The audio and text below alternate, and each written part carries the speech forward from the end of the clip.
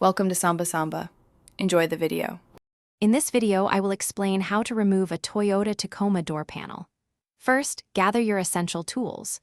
You'll need a plastic pry tool, a Phillips head screwdriver, and a small flathead screwdriver.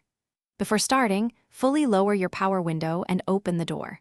For safety, always disconnect the negative terminal of your vehicle's battery to prevent any electrical issues during the process. This preparation ensures a smooth and secure removal. Next, we'll begin by removing the trim pieces. Use your plastic pry tool to gently detach the triangular sail panel located near the side view mirror. Set it aside safely. Then, carefully pry up the window switch panel. Once it's loose, disconnect the electrical connectors by pressing their release tabs. You'll also find Phillips head screws hidden behind small trim covers, typically near the door handle and armrest. Remove these screws. Now it's time to release the main door panel. Starting from the bottom edge, insert your plastic pry tool between the door panel and the metal door frame. Gently but firmly pry outwards to release the plastic retaining clips.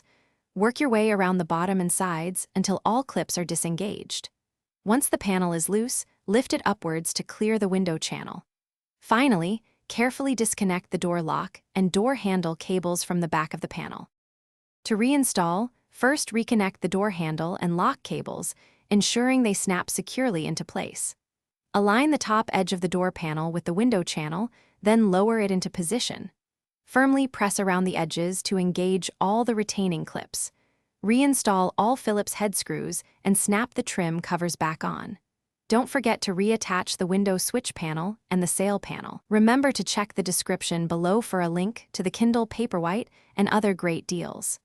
Finally, reconnect your battery and test all door functions. Thanks for watching. Consider subscribing if we helped you.